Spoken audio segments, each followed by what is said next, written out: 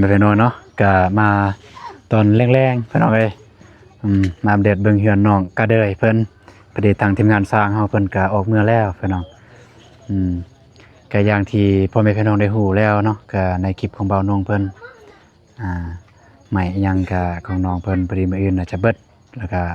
ทีมงานเฮาก็จะได้ซื้อพี่น้องเอ้ยทางใหม่เพิ่นที่ซื้อก็เงินที่มีนำทีมงานนี่แหละกับนำเบาตูนก็มี2ล้านปลายนำเบาน้อง2ล้านปลายแล้วก็เพื่อให้มันครบถ้วนเลยพี่น้องเอ้ยประวัติรวมทั้งหมดเดี๋ยวคันซื้อก็มันมีไม้อยู่65โต้คันซื้อก็มันจะ ประมาณ5ล้านปลาย แต่ว่าเงินที่มีอยู่มันบ่พอพี่น้องเอ้ยบ่พอ900,000บ่นงกับบ่ตูนก็ตัดสินใจว่าสิเอาเงินจำนวนนี้แหละเงินจำนวนที่ต่อ900,000ปลายนี่ก็ตัดสินใจว่าสิออกกันพี่น้องเอ้ยคนละ400,000ปลายโอเคพี่น้องเอ้ยก็เข้าไปหาน้องก็เด้ยก่อนพี่น้องเนาะก็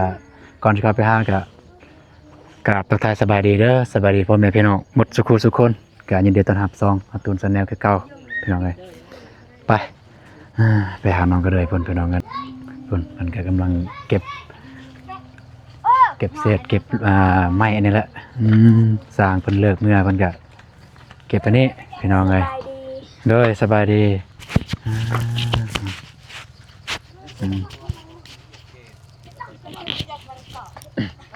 สบายดีนะบ่าวตูนสบายดีพ่อแม่ผู้ใหญ่ใจบุญทุกท่านสบายดี FC ฝั่งไทยฝั่งลาวหรือต่างประเทศและบ้านเฮาก็ขอสบายดีสวัสดีสุขคนโดยพี่น้องเนาะเป็นจังไดได้ยินข่าวว่าจังซั่นเป็นจังได๋พ่นน่ะ พี่น้องก็บางเทื่อคลิปนี้ก็บางเทื่อบ่ตูนจะลงก่อนหรือบ่นงลงก่อนแต่ว่าก็มันมีอยู่ในคลิปพี่น้องเอ้ยที่บ่ตูนกับบ่นงสอบถามสร้างเพิ่นว่ามีหยังแน่ที่บ่พอไม้หยังแน่ก็คือมีไม้เส้นนั่นแหละไม้ต้ง35โต้แล้วก็ไม้แป้น30พี่น้องแป้นปูพอดีก็สิเอาเงินจำนวนที่มีสมทบนำบ่ตูนกับบ่นงตัวเก่าน่าจะไปซื้อแต่ก็ยังบ่พอประมาณอยู่930,000พี่น้องเอ้ยพอเท่านั้น930,000ก็พอดีทางทีมงานเราก็ได้ร่วมกันว่าก็ตัดสินใจว่าถ้ามันบ่มีอีหลีก็จะเป็นตอนนี้เอาเงินแบบจกเงินแบบว่าเฮาออกกันคนละ400,000หน่อยคนละ460,000นั่นแหละออกกันเพื่อได้ซื้อไม้ซื้อตื้มให้น้องก็เลยเพิ่นโอเคพ่อแม่พี่น้องเอ้ยก็บ่ระยะห่างกันแต่ว่าสิไปเบิ่งไม้ก่อนพี่น้องไม้ก็บ่ฮู้ว่ามันสิมีหรือบ่ยังมีหรือบ่เพราะว่าด้นแล้วไม้หันไม้แป้นสำหรับไม้เส้นนี่แม่นเอานำไอ้แดงเลย35โตหั่นแต่ว่าไม้แป้นนี่ก็สิเอาอยู่นี่อยู่ใกล้บ้านนี่น้องเอ้ยถ้าพ่อแม่พี่น้องได้ชื่อว่าที่ทีมงานเฮาเคยไปซื้อไม้อันและไม้เฮือนน้องบองนำผู้เก่าอันแหละพี่น้องเอ้ยแล้วก็สิเบิ่งเริ่มจะคมราคาเพิ่นยังขายซ้ำเก่าบ่ก็ประมาณนี้พี่น้องเนาะสู้ๆเด้อน้องก็ได้เด้อโดยบ่มีก็บ่เป็นหยังก็รับจ้างโดยประมาณนั้นพี่น้องเนาะเกมแต่ว่าสิกลับก่อนเด้อโดยสิกลับไปเบิ่งไม้ก่อนไม้แป้นโดยไม้แป้นปูนี่แหละไปเบิ่ง30โตทางทีมงานสร้างเพิ่นว่าจังซั่นก็สิไปซื้อเอาเลยแล้วก็มื้ออื่นถือมาเด้อโอเคนึ่งข้าวนึ่งน้ำแล้วบ่นึ่งแล้วอย่าโศกอย่าเศร้าได้นะสิหายบ่เนี่ย น้องก็เลยสิหายเนาะพี่น้องเนาะโอเคกันสั่นพวกอายกลับก่อนโดยมาใหม่เดินทางปลอดภัยเด้อโดยโอเคพี่น้องเลยจะไปเจอกันอยู่บนขายใหม่เลยพี่น้องเลยไปโอเคพ่อแม่พี่น้องเนาะก็ตอนนี้ฮอดเฮือนสร้างแล้วพี่น้องเลยเนาะสบายดีเด้อสร้างเด้อสบายดีเลยก็ว่าสิมาถามเรื่องไม้นี่แหละย่างบ่ไม้แป้นนะไม้แป้นย่างบ่อยู่พุ่นก็ว่าสิเอา30แผ่นก่อนพออยู่บ่แป้นบ่พออยู่ดอกราคาสำเก่าบ่ ราคาเก่าราคาเดิมนี่แหละ อ๋อคิดว่าราคาเพิ่มขึ้น 5,000บ่ได้ตีสางนั่นนี่ ป้าหยอกสาง แป้นบ่ แม่น อยู่นี่บ่อยู่นี่บ่ บ่อยู่พุ่น อยู่ผลว่า มันเป็นตัวเป็นสั่งตอนนั้นน่ะนะยัง แต่ว่ายังบ่ทันได้เบิ่งว่าไม้เนี่ยหน้าตาแบบใดได้แบบว่ามันขี้ลายงาม หน้ อะไร เท่เลยสอง นาซาว หน้าซองบ่ นาซองหุ่น จำได้ไหม มาสักคนกันสั้นก็ไม่แต่ให้ ไปเบิ่ง ให้ไผ ไปเบิ่งก่อน ตอนไหนแล้วให้ หมดแล้วบ่ เขาบ่จักเขายินแบบเพิ่นว่าไม่เป็ด เออ ไปเบิ่งเบิ่งไปเบิ่ง กันสั้นก็ไม่แต่สร้างพาไปเบิ่งแล้วใหม่เนี่ยยังแล้วบ่ยังเลยเป็นจังได โทรหาป้า โทรเบิ่ง ลองเบิ่ง โทรเบิ่งโทรแล้วก็คันมีก็ไปเบิ่งเลย โอเคพี่น้องเอ้ยก็ไม่แต่ให้ทางสร้างเพิ่นโทรหาพี่น้องเพิ่นก่อนว่าไม่อันยังหรือบ่พี่น้องถ้ายังก็คือสิไปเบิ่งตัวจริงเลยใหม่หน้าตาแบบใดไปนำกันเลยนั่นแหละจะได้สร้างมีใช่บ่มันโทรมา บ่เราคายแล้วนะ ขายแล้ว แม่น เอาแล้วนั่นนี่ เราคายเบิดแล้วคายแต่ทิศก่อนน่ะบ่ได้ บ่มีเลยบ่อยู่นี่ก็บ่มีเลยบ่ มีแต่ไม้48น่ะ48มีนี่ ไม่สิ แต่ว่าเฮาเว้านำไม่แดงแล้วเนาะ ไม่สิ8มันก็สุดยอดแล้วอยู่นี่งาม งามอยู่ดอก แม่น บ่หากบเลยเนาะ แม่นบ่หากบก็ได้ไม่สิ8นะ แต่ว่าหมอดบ่กินเนาะคักจักร้อยอยู่นี่ จังหวะเนี่ยข่อยเอาไปเฮ็ดอันนั้นห้องน้ำแน่แหละ โอ้เป็นลงน้ำมีบ่เออตรงนี้เนาะมันบอกกะมีเนาะ ประมาณ60ปลายนี่ 60หน่อยเพราะว่าเขาเอาน้ำไม้แดงแล้วพี่น้องเอ้ยไม่ แม่น มันบอกว่าสิเอาอยู่นี่เลยเอาน้ำไม้แดงกะเพิ่นเสนอเด้เนาะ แม่ เพิ่น น บอกเขาก็เลยว่าเอาน้ำเพิ่นเลยซ่านเพิ่นเสนอเลยเด้พอเพิ่นว่าน้องเอาน้ำอายก็ได้เพิ่นว่ามันมีอันเด้นะเพิ่นก็ แม่นมันเพิ่นก็มีนะ แต่ว่า4เมตรเพิ่นว่าถ้าว่า3เมตรนี่ก็70 แม่น ถ้าว่า อันนี้ 4เมตร จั ก็ กเม็ดเนี่ย 80 4เมตร 4เม็ด 4เมตรก็80แล้วอ่ะ อืม แต่3เมตรก็70แต่เฮาก็เบิ่งก้อนมือนั่นนะว่ามีจังเม็ดก็ได้ตามนั้นแล้วตามเราเว้า เล นะ ย 4เมตรด้วยเช่นเฮาก็จังน้อยสิตอนแรกสิโทรถามเบิ่งว่ามีบ่ไม่เปลี่ยน นำไอ้แดงบ่ เออ ลองตัวทามน้ำเพิ่นเลย มีสำใดก็เอาสำนั้นก่อน โดย แต่บางทีคันว่าบ่มีมันเอามันสมมุติมันบ่มี5แผ่นเฮาบ่เอาไปเอาอยู่หั่นเลยเขามา ไป ส่ง เอาอยู่หานเลยเนาะ30แผ่นเขามาส่งอยู่บ่ จักแล้ว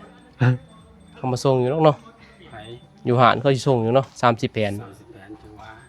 ส่งนะ พอน้องก็เลยครับรถตอกเป็นบ่ คัดส่งก็ยานแพง ก็บ่ได้นะก็บ่ได้ถ้าว่าเฮาซื้อกับวงยังหั่นเขาก็บ่แพงเนาะ แม่น ตอนนั้นเฮาซื้อทั้งวงยังแม่นบ่ แม่น เฮาซื้อตอนนั้น50 40เขาก็ส่งเนาะ40 แม่น แผ่น40ก็ส่งนะ 30น่าจะส่งอยู่30เนี่ยส่งอยู่ เบิ่งลองถามเบิ่ง มันไกลๆนะ ลองเข้าไปถามมือละสิเข้าไปถามเบิ่งถ้า เรา ส่ง ก็ไป แล้วก็ ถามมื้ออื่น จะลงมาเลย เดี๋ยวสิไปมื้อเช้าจะเข้าไปพุ่นแล้วก็ไปถามนํกันเลย เข้าไปเลยไปถามบ่ได้แล้วเฮาก็โค้งไปพุ่นเลยทางไอ้แดงเมื่อเลย แม่น ไอ้แดงก็บ่ได้เมื่อบ่ได้มาแต่เช้าดอกเบือนประมาณ 7-8 โมงเฮาก็มาเลย 7-8โมง 8 โมงแล้วเฮาก็ อืม ไปนำเราเลยแล้วเช้าถนัดนั่นแหละใหม่30ตู้ก็หลายเติบได้แล้วแต่เมื่อ แม่น ใส่รถนะ สวยเนาะมือสิสวยน้องก็เลยเนาะเงินก็เบิด งบก็หมด แป้นก็บ่มี มีบัด อยู่ใกล้ๆนะ ไม่หมด บอลที่ใกล้ๆเนี่ยพัดบ่มีพัดเบิด มันอยู่ใกล้มันก็ยากแน่พี่น้องบัดนี้มันย่านกันว่ามันซื้อน้อยเด้เขาก็บ่ไปส่งกันนะ กันอยู่ไกลยัน ประมาณ50โตนี่ก็เขาไปส่งเนาะ แม่น 50โตก็นี่30นี่ก็ลองเบิ่งลองไปถามเบิ่งค่าส่งก็ดี อืม เพราะเฮาก็เคยซื้อน้ำเพิ่นอันนั้นมันเป็นค่าประจำอันนี้น่าจะได้อยู่พี่น้องนี่เนาะ แม่นคันหรือว่าคันมีเบอร์โทรถามเลยยันว่าไปแล้วเพิ่นบ่ได้มาส่ง มีอยู่แต่ เสีเว เฮา ลาเฮา เฮาบ่ได้บันทึกได้เฮาบ่ฮู้บัดนี้ เบอร์ในบิน เป็นบินเราอยู่เฮือนพุ่นแหละน้ำเจ้ามี คือสิมีอยู่ นี่ก็เอามา เดี๋ สุ ยว โต ลองโทร เบิ่งบิน ไล่บินพี่น้องเอ้ยอยู่นี่ไล่บินจำก่อนไอ้น้องสิเบิ่งบินก่อน โอเค อืม บินใหม่เขียนใหม่อันเนี้ยบินเหล่าสีขาวนะบินน่ะ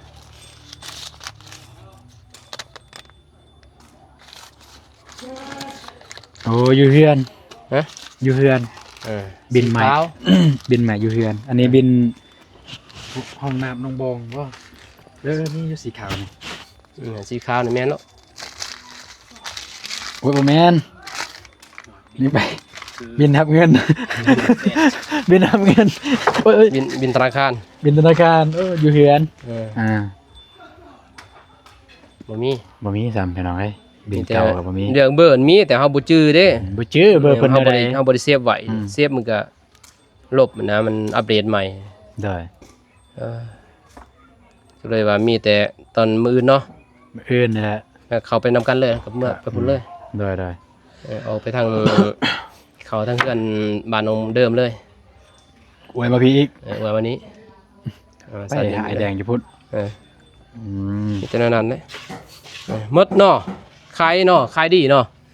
ใหม่นี่ขายขาดดี สร้างมาธรรมดาเนาะ ช่วงนี้มันขายขาดได้พี่น้องเนาะ ได้เงินดีได้สร้างนี่ แต่ว่าใหม่ตัวนี้แหละเก็บไว้ดีเลยเนาะเอาสิได้เก็บไว้ เรา ดี บ่ฮู้ว่ามื้อใดเฮาใส่แต่เฮาก็ต้องได้ใช้ มันยังบ่ฮู้ ใหม่อันนี้ เพราะว่าไม่ลูกตั้งได้ดิ แม่น เนาะ ได้ลูกตัง ถ้าว่ามีงบนี่เฮาสิไปซื้ออยู่นี่ลูกตั้ง ซื้ออยู่นี่เลยมันง่าย ถ้ามีงบได้งบก็ประมาณลูกตั้งนี่ก็ประมาณ10,000เนาะประมาณ5ล้านได้บ่ได้ดอก ลูกตัง 3ล้านปลาย สิเอาเท่าใด 30กันเลย 30คือกันบ่ ตามเบิ่งลูกตั้งได้เพื่อนหาคุณ6ได้ 5 คน บ่พอบ่ เอาไปจากเคยเฮ็ด 50เด้50ระยะห่าง50ได้ ใส่เซ็กห้องเซ็กหยังเด้อได้เซ็ก บ่ได้เซ็กตัวนี้มันสิบ่หลายปานใดเนาะ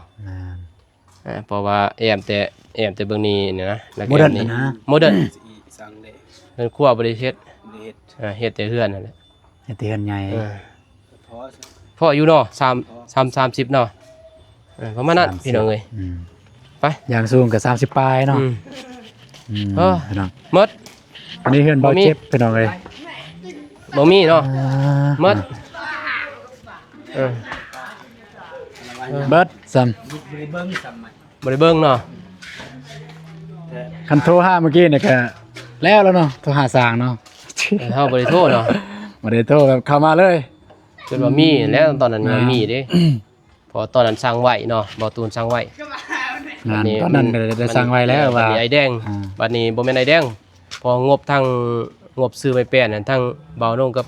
เบาเตียงเงินเบาเตียงเด้ มันไม่แปล เงินเบาเตียงเลยบ่ได้ซื้ออยู่นี่ ตัว นะ ซื้อตื้มมันนะ เลยไปซื้ออยู่พุ่นเจ้าบ่ถ้าว่าพอว่างบทางเบาตูนบ่มีไม่แป้นตอนนั้นก็เลยบ่ได้มาเอาไม่แป้นน้ำเพิ่นน่ะนะก็เลยปะบัดนี้พอเฮาสร้างไว้อยู่แล้วนะพี่น้องแล้วเราก็สิขายต่อเลยบัดนี้เพราะว่าสร้างไว้แต่ว่าบ่ได้เอาเพราะว่าทางงบไปทางเบาเตียงนี่ โอ้ตัวปลายเซลตัวนั้นมีไม้48ไม่18ไม่แป้น 18กับไม้อันนั้น ไม่แป้น มีบ่ไม้แปน นี่ไม่แป้น คือว่าชื่อไม้ ไม่แป้น เป็น48กับวงกบนั่นแหละ ไม่แป้น20ป้าย นั่นว่าไม่แป้น20ป้ายอะไรกับวงกบน้ำแน่ดิ อืม ไปเลือกเด้2คนบ่ค่อยเลือก กับบ่ แม่น เตียง แม่นชื่อแหละแม่นแหละเพราะว่าประตูตอนนั้นก็ลมผู้ใหญ่บ่ทันมันกระทันหันเด้ไอ้แจ้งเพิ่นไอ้แดงเพิ่นแจ้งมาว่าบ่พอ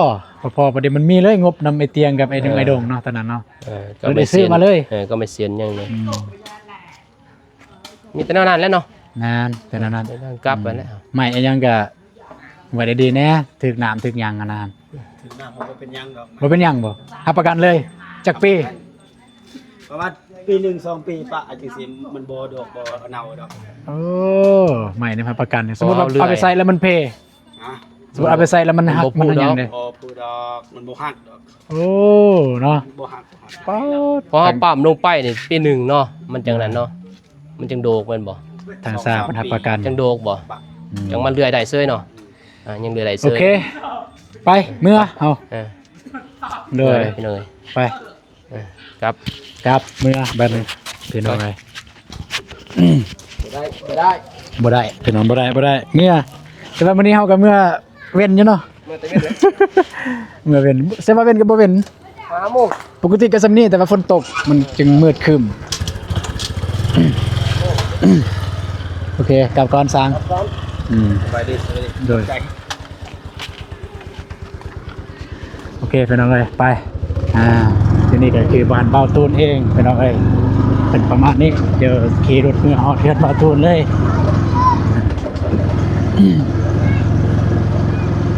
หน่อยลายเนาะ ลายกล้วยนี่ก็ลายกะตะกี้แห่งลายบ้านอันนี้กล้วยนี่ลายตะกี้ ลายแบบ ลายแต่ว่าอยู่นี่มันบ่มีมองเลี้ยงแล้วดินมันน้อยบ่มีพื้นที่เลี้ยงบางคนก็มีก็ทยอยคายว่าบ้านนี่ก็เป็นบ้าน เนาะ แม่นไปทางนี้เลยสื่อคนเลย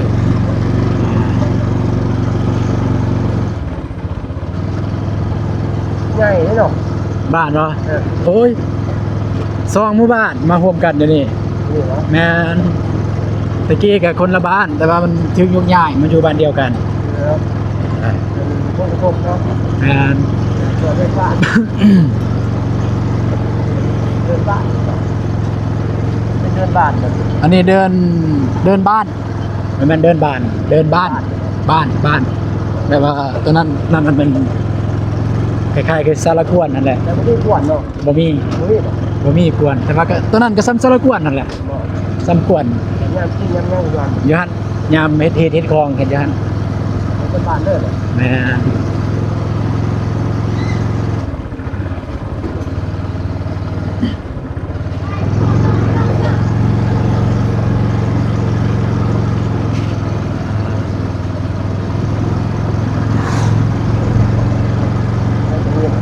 ยิ้มแม่น้องสาย มาลงค่าย แม่น้องโอเล่แม่นนี่ดินบ่ตุน นี่ น้อยเดียวแม่นน้อยเดียวกาแฟก็ตายเบิดแล้ว ไม่ได้เพื่อน คันมีงบเนี่ยบ่ตุนมาจากปลูกห้านแม่นแต่ว่าบ่มีงบ ไก่แล้วเนาะ แม่น ไก่ไข่ แม่นแต่บ่มีงบมาสักปลูกห้านบ่มีงบรอท่าต่อไปเก็บคนเล็กคนเก็บเทอละเล็กเทอละน้อยเอา คอยเฮ็ดคอยไปเนาะ อืม โอเคบาท โอเคบัดนี้พ่อแม่พี่น้องเลย กลับก่อนเด้อ โดยคอยกลับได้ โดย อ่า ดีมีแห้ง โดย เจอกันมื้ออื่น แต่มื้ออื่นนั่นแหละเจอกันถ้าแนวใดก็ติดต่อหากันนั่นแหละ โทรหาไอ้เด็กก่อนถ้าบ่มีในแฟนจังว่ากัน โดยถ้าบ่มีจึงโทรหาน้องแล้วก็น้องเข้าไป ถ้าบ่มีจังว่ากันว่าสิมีแต่โทรหาได้จังเข้าไปเฮาไปถามเบิ่งถ้าเพิ่นว่าไปส่งถ้าไปส่งเฮาก็ซื้อเลย ซื้ออยู่หั่นเลย ถ้าบ่ไปส่งเฮาก็จะเป็นหาเที่ยวนี้เอา โดย เที่ยวบ้านนี่แหละเนาะ อยู่นี่ก็มีคนจะขายอยู่ อยู่ไส อยู่ในบ้านนี่แหละ จังก็ลองเข้าไปเบิ่ง แต่ว่าบ่มีเบอร์บ่มีหยังยากนำเบอร์เนี่ย แต่เขาบ่อยู่บ่ เขาบ่อยู่ส่วนหลายนอนสวนนอนไห้แล้วพวก แม่ นี้ นยาก ยาก ไปยาแล้วได้ไปบุญแล้วแหละ โอเค ฮะ ไปทำเขา ได้ ไปส่งหนูเนาะ ได้ ทำบ่ส่งเขาก็เอารถตอกไป ลูกตอกก็ได้ ตามสิแผนเองเนาะ อ่า เอารถตอกไปเนาะไปได้มื้ออื่นมืดเฮาอีก แม่น ถ้าว่าบ่ได้เพิ่นว่าเฮาก็กลับมาคืน เลย เอารถตอกอ้ายก็ได้ ได้ รถตอกอ้ายบ่ได้อีกบ่สอดบ่ได้รถตอกเจ้าสอดได้ ลูกตอกพวกน้องได้อยู่จากอายพวกน้องนี่แหละ เออ กันเพิ่นบ่ใส่ไปบ่ได้ไปสวนอื่น แล้วมันสอดได้แต่นี่แค่นี้แม่นบ่ แม่น ตอนนั้นสอดบ่ได้มันยากอีก มันในทางไม้ในซอดได้อยู่ เออ ทางเล็ก ทางใหม่บ่ได้ เนาะ โอเคแต่นั้นแหละ เด้อโอเคพี่น้องกันเนาะก็มื้อนี้ก็ว่าสิไปเบิ่งไม้ให้น้องก็เด้อเพิ่นแต่ว่าบ่มีไม้อยู่บ้านนี่ก็ว่าสิได้เบิ่งเลยว่าไม้หน้าตาแบบใดก็ใส่ได้หรือบ่ได้ แต่ว่าไม้มันเบิดแล้วทางสร้างเก่านั่นแหละก็มีแต่ว่ามื้ออื่นทางบ่นงกับบ่ตูนก็สิเข้าไปเบิ่งอยู่ในเมืองเอ้าแล้วก็สิไปถามทางเพิ่นว่าเพิ่นจะมาส่งบ่30แผ่นถ้าเพิ่นมาส่งก็สิซื้ออยู่หั่นเลยถ้าเพิ่นบ่มาส่งก็จำเป็นต้องได้จ้างจ้างเลยก็คือเก่าพี่น้องกันเนาะโอเคสำหรับคลิปนี้บ่าวตูนก็สิขอจบคลิปเพียงเท่านี้เพิ่นไว้แต่ว่าเจอกันในคลิปต่อไปคลิปนี้บ่าวตูนขอกล่าวคำว่าสบายดีเด้อ